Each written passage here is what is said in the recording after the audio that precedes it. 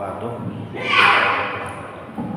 Alhamdulillahirabbil alamin wa bihi nasta'in 'ala umuri dunya waddin. Wa sallallahu ala sayyidina Muhammadin khatamin nabiyyin wa ala alihi wa sahbihi ajma'in wa la haula wa la quwwata illa billahil aliyyil azim. Alhamdulillah, di malam hari ini kita kembali berjumpa di kajian syarah Fiqh Sirah Nabawiyah karangan Syekh Sa'id Ramadan Al-Buti. Kita sudah di pembahasan tentang Saraya ilal Qabail wa Kutub ilal Muluk, mengirim surat ke kerajaan-kerajaan, wilayah-wilayah luar Jazirah Arab. Ini merupakan periode baru yang dimulai kemarin dari Sulhul Hudaybiyah. Jadi perjalanan dakwah Nabi itu, kalaunya dilihat dari sisi pembagian turun Al-Quran, itu cuma dua, periodisasi Makkiyah dan Madaniyah. Itu. Tapi kalaunya perjalanan dakwah Nabi sebenarnya tidak dua. Nah, lalu berapa? Yang pertama kan itu dakwah di Mekah. Itu situasinya Nabi Muhammad sebagai minoritas. Itu potretnya adalah dakwah Nabi waktu di kota Mekah. Lalu yang kedua, periode di awal-awal Madinah. Nah, ketika Nabi hijrah pindah ke Madinah, nah ini gaya dakwah yang baru. Cuma itu bisa disebut dengan apa namanya dakwah pembentukan masyarakat. Di sisi lain ini juga merupakan dakwah yang sifatnya bertahan, karena kan berapa kali dapat serangan dari Quraisy. Nah, lalu di bagian yang ketiga, yang ini kemarin kita bahas waktu di awal Sulhul Hudaybiyah, yaitu dakwah yang bentuknya ekspansi, sudah mendatangi. Kenapa? Karena dengan adanya Sulhul Hudaybiyah ini serangan dari Quraisy itu sudah aman, sehingga bisa ekspansi, bisa melakukan dakwah ke luar. Makanya kemarin waktu di pembahasan Sulhul Hudaybiyah itu adalah peristiwa pertama sebelum kemenangan selanjutnya. Yang kemarin itu dianggap sebuah kemunduran, padahal langkah awal untuk kesuksesan di momen-momen berikutnya. Nah, kemarin sampai di surat yang dikirim kepada Heraklius, yang jar Nabi, min Muhammad Rasulillah ila Herakl azimir Rum, salamun ala manittaba'al huda, keselamatan kepada orang yang mengikuti petunjuk. Amma ba' fa inni ad'uka bi di'ayatil Islam, aku mengajak engkau saya mengajak engkau, ajakan masuk Islam, aslim taslam, masuk Islam kamu selamat. Wa aslim yu'tikallahu ajraka marratain, kalau kamu berislamlah, maka Allah akan memberikanmu 2 pahala. Wa in tawallaita, kalau kamu enggan, fa inna 'alaika ismal arisiyin, kalau kamu enggan tidak mau, maka kamu menanggung dosa arisiyin. Nah, arisiyin ini bahasa kitanya babuhan Arius. Siapa gerak Arius nih? Jadi Arius ini pengikut Nabi Isa yang masih murni sesuai ajarannya, masih bertahan. Nah, jadi kayak ini kisahnya. Waktu Raja Romawi itu Konstantin Agung bahasanya, itu raja sejenak Raja Romawi. Arius ini memiliki pengikut, dan pemahamannya itu menganggap bahasanya tuh Yesus loh. Tapi maksudnya Nabi Isa adalah makhluk ciptaan Allah.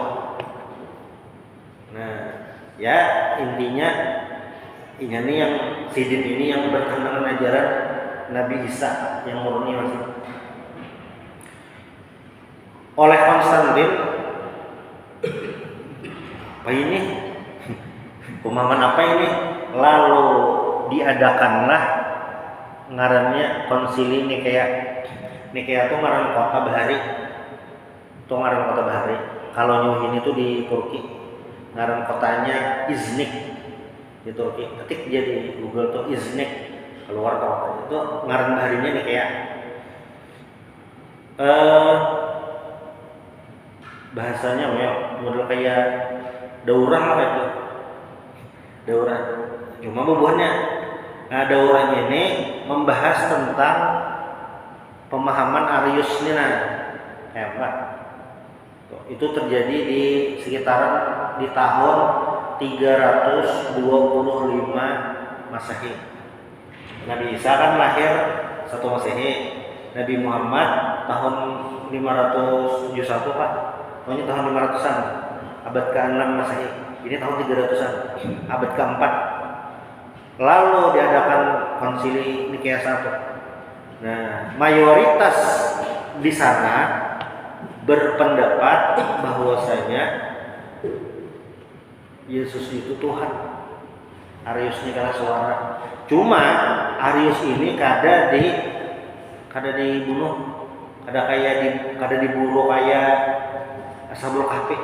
Jadi riwayat menyebutkan Ashabul Kahfi itu hidup antara Nabi Isa lawan Nabi Muhammad, antara Tuhan itu. Cuma Arius ini dia singkat aja. Nah, Romawi itu seperti itu pemahamannya. Makanya kan kemarin waktu Heraklius membaca suratnya itu sedikit terketuk hati beliau. Namun ketika melihat gelagat para pejabat kerajaan yang enggan masuk Islam, akhirnya beliau tidak jadi.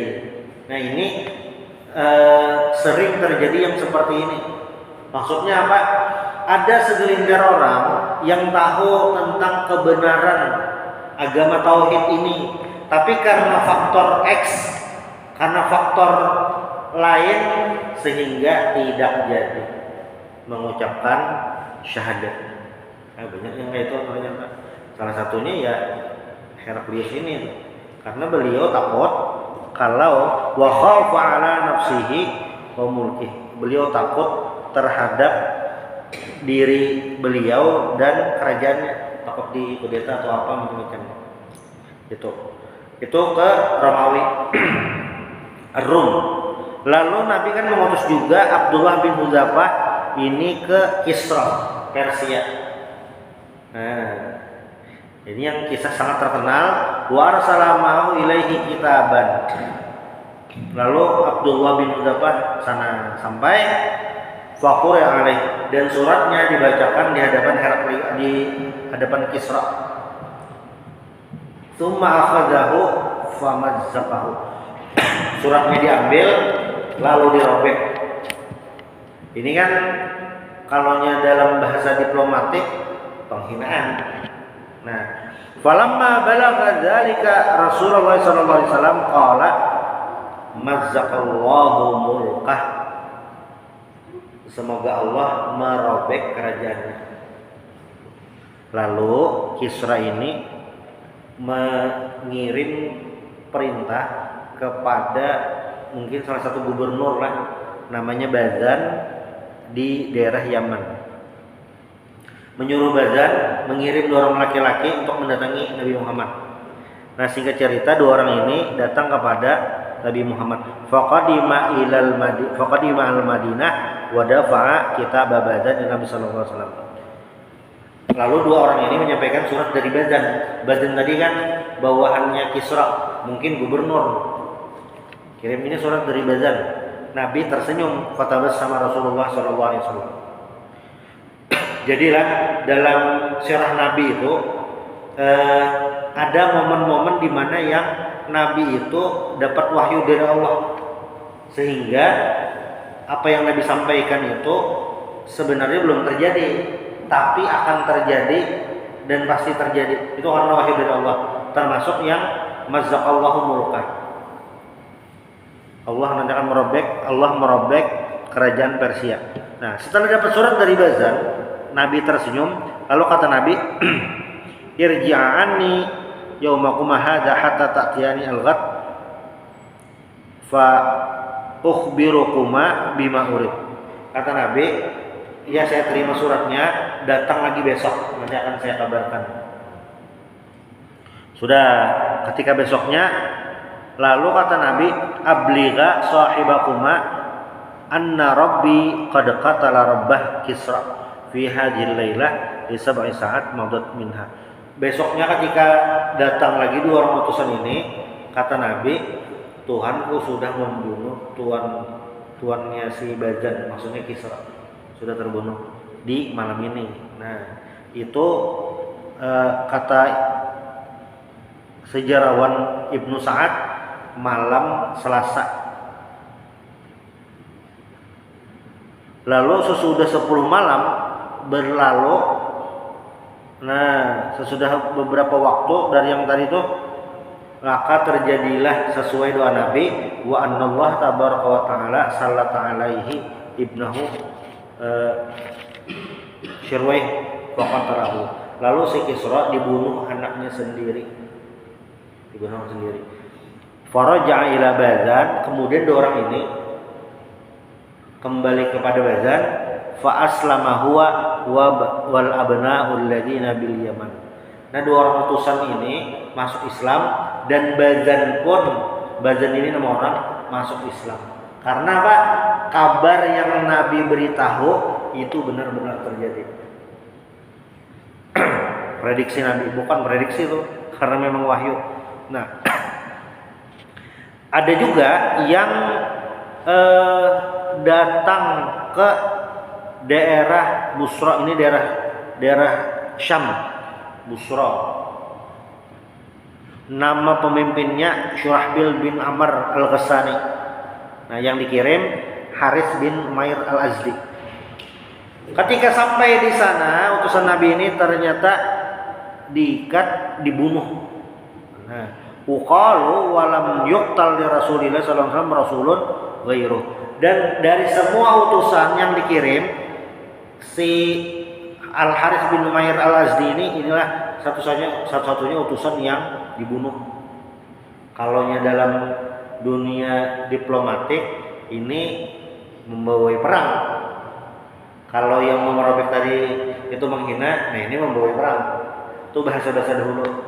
Kalau nyawa ini ya mungkin ada sedikit perbedaan. Wah, ini kan ada membawai perang, picik, tombol nuklir, ada selesai. Sudah beda, ada sedikit perbedaan. Sudah. Dan di masa-masa ini selain yang disebutkan tadi, Romawi, Kisra, ada Mesir juga, ada ke Bazan tadi, ada ke Busra tadi.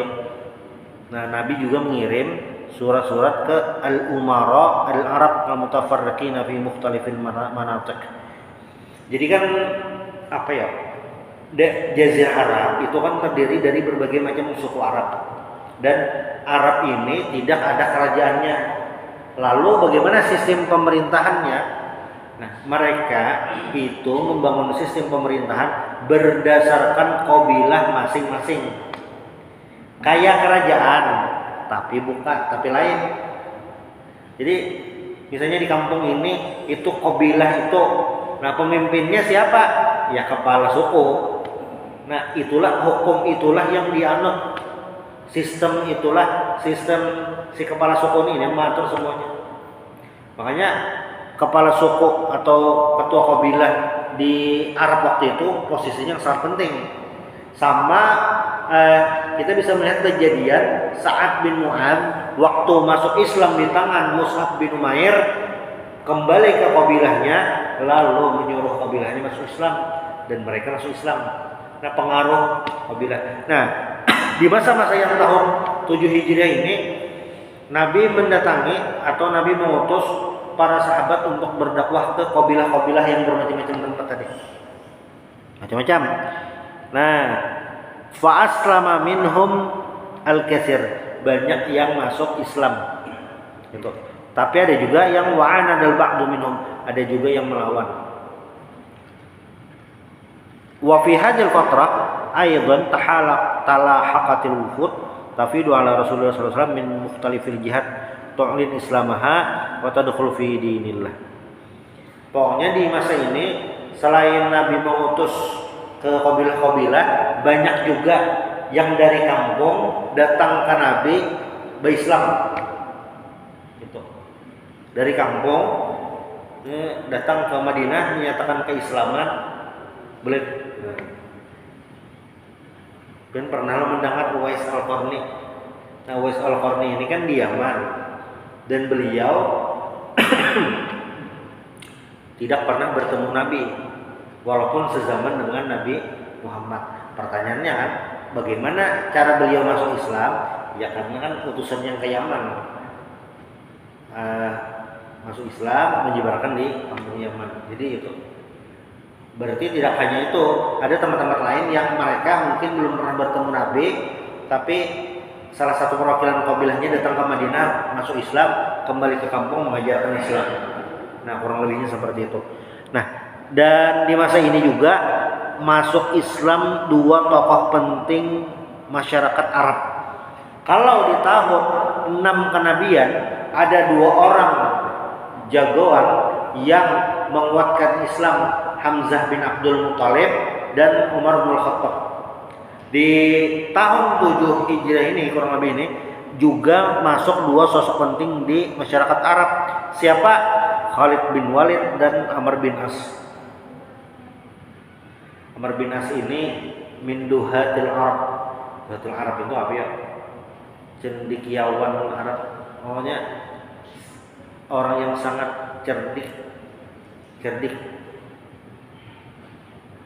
Waktu peristiwa terjadinya wabah zaman Sayyid Umar bin Khattab radhiyallahu anhu, Sayyid Umar ini sudah banyak berusaha, ini apa yang terjadi, bagaimana menghentikannya, wabah di mana, dokter sudah dipanggil, bagaimana nih teknis kita menanganinya, tidak sanggup. Yang dipanggil siapa? Amr bin As. Apakah memiliki keahlian medis? Jadi bukan itu. Amr bin As ini memiliki pemikiran cemerlang.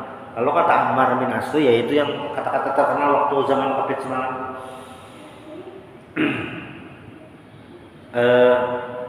Al-waba'u kannari. Wabah itu seperti api. Wa antum waquduha, dan kalian kayu bakarnya. Jadi api itu akan menyala kalau manusianya berkumpul, sehingga diambil kebijakan Sayyid Umar untuk berpisah.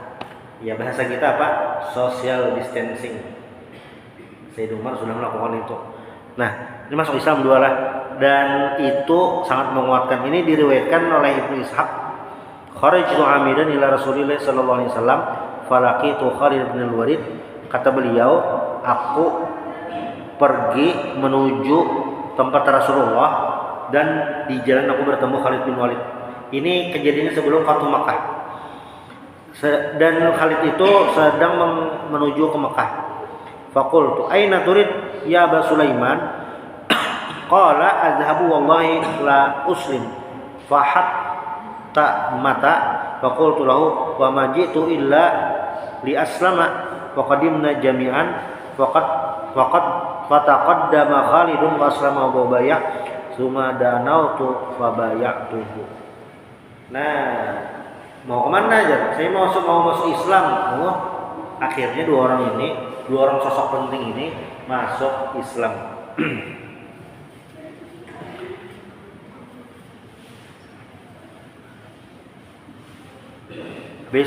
Lalu pelajaran-pelajaran yang bisa dipetik dari Nabi mengirim surat ke kerajaan-kerajaan luar Jazirah Arab. Sesungguhnya as-saraya, utusan-utusan yang dikirim ke berbagai macam kabilah, ke kerajaan-kerajaan yang ada itu, ini adalah juz'un minal mawahiril lati tumayyizu hadhil marhalah minad da'wah fi hayatihi sallallahu fi da'watihi alaihi salatu wassalam. Mengirim surat dengan tujuan luar Jazirah Arab itu merupakan gaya dakwah terbaru Nabi. Berarti kalau kita melihat Nabi ini, cara dakwah beliau bermacam-macam. Dan harusnya kita hari ini juga ketika mau berdakwah, mengajak orang lain berbuat baik, semua cara dilakukan. Agar apa? Persentase keberhasilannya tinggi. Ini yang dilakukan Nabi.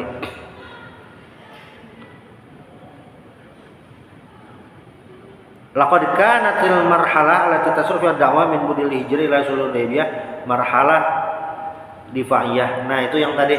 Jadi dari masa Nabi hijrah sampai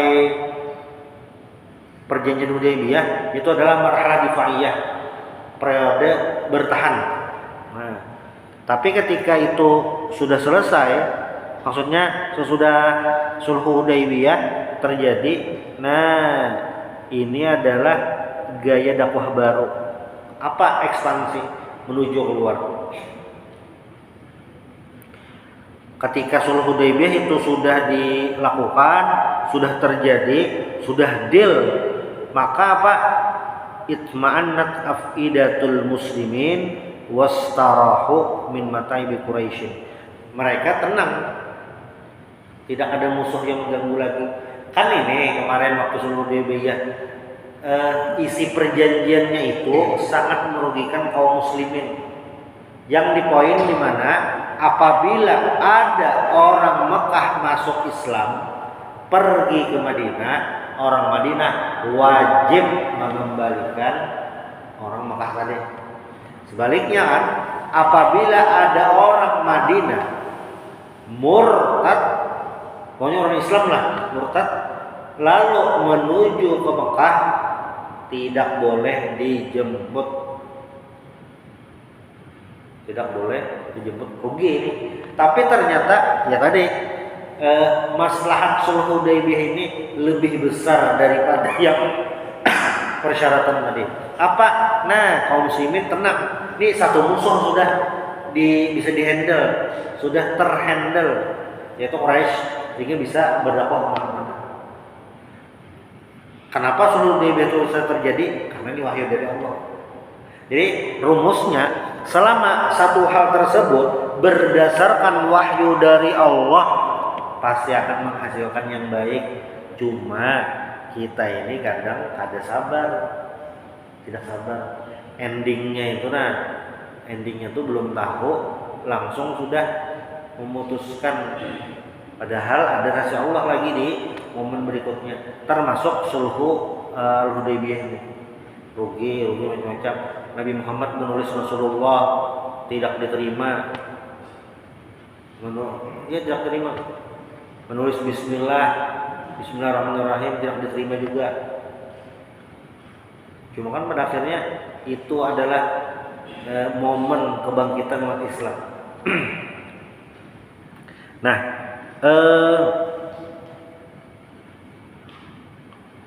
dan Rasulullah Shallallahu Alaihi Wasallam ketika di momen-momen ini ada satu hal yang harus dipahami, yaitu apa? Kenapa baru tahun 7 Hijriah Nabi Muhammad dakwah keluar Jazirah Arab? Ini kan kalau dihitung, Nabi di Mekah 13 tahun, di Madinah itu 10 tahun. Nah, tahun 7 Hijriah artinya ketika Nabi 7 tahun sudah hijrah ke Madinah, baru Nabi melancarkan dakwah ke keluar dari Jazirah Arab. Pertanyaannya, kenapa? Nabi kan rahmatan lil alamin. Nabi kan harusnya ya dakwah ke semua orang. Kenapa jadi baru tahun 7 Hijriah, yang mana 7 Hijriah itu fase terakhir sudah dari dakwah Nabi? Oh, ternyata rahasianya apa? Nabi mengajarkan kepada kita untuk berdakwah di lingkungan sekitar terlebih dahulu. Qu anfusakum wa ahlikum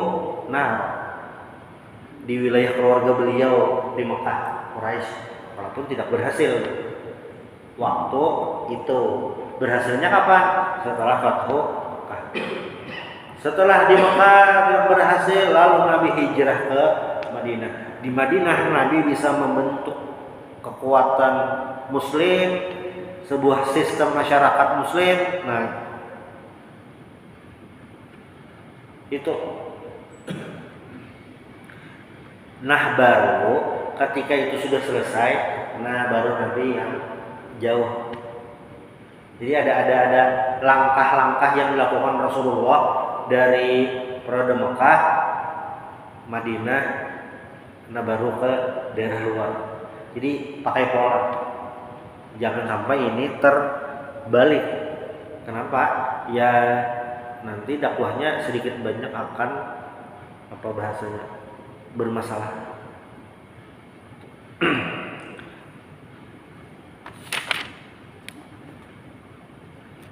Nah, anna dakwah allati bu'isa biha Rasulullah SAW innama bu'isa biha ilan nasi kafatan.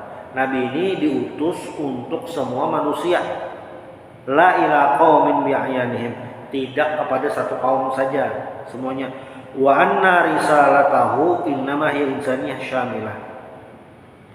Laisa laha tabi'un suriyah qaumiyah atau jamaah muayyanah. Risalah yang Nabi bawa, pesan Tuhan yang Nabi Muhammad bawa kepada umat manusia itu adalah insaniyah syamilah, pesan-pesan kemanusiaan yang komplit. Jadi tidak tidak khusus untuk suatu komunitas, tidak khusus kepada satu kaum, tidak khusus kepada satu golongan, tidak, tapi untuk semuanya. Makanya di ayat Al-Quran apa? Inna akramakum indallahi atqakum. Yang paling mulia di antara kalian adalah atqakum, yang paling bertakwa. Coba kita lihat bacaan Al-Quran dan ajaran yang Nabi bawa, itu sama sekali tidak ada yang namanya pembedaan status manusia. Dari suku apapun, qabilah apapun, sama.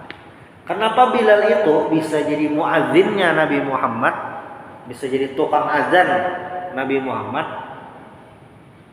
Ini bukti bahwasanya Islam tidak memandang status seseorang. Bilal itu kan asalnya budak, hina tuh dalam strata sosial kan. Jadi kayak kan kita manusia itu ada apa bahasanya ya, memiliki penghargaan. Tokoh masyarakat apa yang diucapkan itu ditaati oleh masyarakat. Nah, ini wibawanya luar biasa. Ada juga yang masyarakat biasa aja. Orang melihat ini masyarakat biasa, orang baik, suka membantu, tapi ya biasa. Ada masyarakat yang bisa dikatakan menengah, masyarakat yang di bawah, miskin, bukan keturunan siapa-siapa, tidak memiliki pangkat, tapi masih merdeka. Itu masih manusia. Budak itu kalau ibarat manusia itu minus, karena dia bukan manusia. Dirinya sendiri pun dia tidak memiliki. Jangankan harta benda, diri sendiri itu tidak memiliki. Kita kan manusia merdeka nih hari ini, nah mau berangkat ke Ahmad Yani ya bisa, tidak ada melarang. Malam ini mau berangkat ke Sabilal, tidak ada melarang. Malam ini naik pesawat penerbangan terakhir menuju Surabaya, tidak ada melarang. Budak tidak bisa seperti itu. Kenapa? kemana-mana harus izin tuannya. Itu minus. Nabi Bilal itu dihitung dan beliau merdeka, dimerdekakan Sayyidina Abu Bakar, bukan menabung. Ya, ada namanya budak itu istilahnya mukatab. Mukatab itu adalah budak yang mengumpulkan uang, membeli dirinya sendiri. Itu Bilal. Tapi apabila jadi muadzinnya Rasulullah SAW, artinya tidak ada perbedaan. Siapapun selama dia bertakwa kepada Allah Ta'ala, itulah yang mulia. Nah, ajaran Islam tuh seperti itu. Nah, makanya walidzalika ittajaha sallallahu alaihi wasallam bid'awatihi yuballighuha ila kulli hukamil ard wa mulukiha, sehingga Nabi mengajak semuanya. Jadi karena ajaran Nabi Muhammad sallallahu alaihi wasallam ini untuk semua masyarakat, semua lapisan masyarakat, sehingga semua kerajaan, wilayah yang bermacam-macam itu diajak Islam, karena misinya ini berlaku untuk semuanya. 28 Oktober semalam kan Sumpah Pemuda. Bahkan waktu Sumpah Pemuda itu datang berkumpul membawa tradisi masing-masing, bahasa masing-masing. Ada Jong Java, ada Jong Sumatera, Jong Ambon, macam-macam, sampai bersatu dalam sebuah bahasa Indonesia. Nah, Al-Quran itu ajaran dan sistemnya itu bisa dipakai untuk semua umat manusia, tidak khusus. Itu sebenarnya luar biasanya. Lalu, anna Nabi sallallahu alaihi wasallam kataba ila Kisra wa ila Kaisar wa ila Najasyi wa ila kulli jabbarin yad'uhum ila Allah Ta'ala. Jadi kata Anas bin Malik, Rasulullah mengirim surat kepada semua pembesar-pembesar kerajaan, pembesar-pembesar suatu daerah, mengajak mereka masuk Islam. Nah, lalu selain itu adalah juga wa yadullu dalla amalu Rasulullah sallallahu alaihi wasallam ala masyru'iyyati ittikhadil khatam. Jadi di momen itu kan Nabi itu mengirim surat Jadi standar administrasi waktu itu kalau mengirim surat wajib ada stempel. Nah, Nabi kan belum memiliki stempel, sehingga cincin Nabi Muhammad Rasulullah tulisannya. Jadi dalam riwayat itu Nabi jadi cincinnya itu diukir tulisannya Muhammad Rasulullah, dan cincinnya itu wa kana khatamuhu min fiddah, cincin Nabi dari perak, kama dalla ala masyru'iyyati naqshi ismi sahibihi alaih, wa qad istadalla katsirun ulama bidzalika ala istihbabi wad'i khatam min fiddah fil usbu' allati kana sallallahu alaihi wasallam yadau khatamu fiha wa hiya usbu' al-khinsir. Nah, berdasarkan momen ini, jadi kan waktu Nabi mau membuat surat, diberitahu kalau mau bikin surat ke negara-negara, standar resmi itu harus ada cap, stempel. Lalu Nabi mengukir cincin Muhammad Rasulullah. Cincinnya dari perak, dan Nabi meletakkannya di jari kelingking tangan kanan. Nah, makanya ulama berpendapat, mengambil kesimpulan secara fikih, disunahkan memakai cincin. Ini laki-laki lah. Di mana cincinnya? Kalau berdasarkan peristiwa ini, cincinnya di jari kelingking. Jadi misalnya pertanyaannya lah, pakai cincin sunnah lah? Iya, mengikuti Nabi. Di mana letaknya? Di kelingking kanan. Kalau bahannya yang sunnah perak, emas boleh lah? Ya boleh. Haram laki-laki pakai emas. Kalaunya pakai nikel aluminium, terserah aja Cuma kalau yang sunnah Nabi itu pakai perak sebelah sini. Nah, itu yang memang sunnah Nabi. Kalau mau pakai cincin. Lalu yang berikutnya, ya dulu amalu sallallahu alaihi wasallam ma'amula hadrat tauqid alladzi jam fihi ala anna al-muslimin ayyaqumu awwalan bi mas'uliyatid dakwah fi ma bainahum. Nah, ya tadi memetakan dakwah sebelah sini sebagaimana yang dilakukan Wali Songo waktu berdakwah di wilayah Nusantara. Kan di daerah kan Sumatera itu lewat Samudra Hindia, walau di daerah Jawa, nah baru tersebar. Di riwayat lain itu disebutkan salah satunya itu dari kerajaan Malaka, itu yang mengirim dai-dai di wilayah Nusantara, sehingga Islam tersebar di wilayah Nusantara sampai ke daerah Ternate Tidore, itu daerah Ambon, Maluku, sampai ke sana. Nah, itu memang dai-dai waktu itu sudah mengonsepkan dakwah ini supaya sampai. Jadi tidak serampangan. Bagaimana kalau dakwah itu bisa berhasil? Ya memang harus dimaksimalkan. Maksimalnya Nabi ketika berdakwah itu semua yang bisa lakukan Nabi lakukan. Karena mengirim surat itu orangnya dipilih yang memang bisa bahasa kaum tersebut. Jadi misalnya belajar bahasa asing, niatnya itu bukan hanya belajar bahasa asing. Nomor satu, niatnya itu untuk dakwah, untuk kebaikan ibadah. Itu niatnya. Supaya apa? Supaya belajar bahasa itu dapat pahala. Aktivitas kita, misalnya Ustaz Margono ini kan sebujurannya wibu. Ketujuhnya bahasa Jepang, belajar bahasa Jepang, ada apa-apa lah. Ada apa-apa. Niatnya untuk apa? Ya memang untuk berdakwah. Walaupun nggak tahu kayak berdakwahnya di Jepang. Nggak tahu jadi kaum masjid di Tokyo, nggak ada tahu. Karena apa? Ya karena apa yang kita lakukan itu niat, innamal a'malu binniyat. Nah, itu adalah bagaimana kita belajar bahasa supaya dapat pahala dari Allah Subhanahu wa taala. Lalu selanjutnya adalah peristiwa berikutnya, umrah al-qadha. Umrah yang diqadha. Tahun 6 Hijriah tidak jadi, lalu di-cancel dan ditunda sampai tahun 7 Hijriah. Apa yang terjadi di umrah qadha ini dan bagaimana hubungan Rasulullah dengan orang-orang Quraisy? Nah, insyaallah akan dibahas di pertemuan berikutnya. Subhanallah bihamdik, asyhadu an la ilaha illa anta, astaghfiruka wa atubu ilaik. Assalamualaikum warahmatullahi wabarakatuh.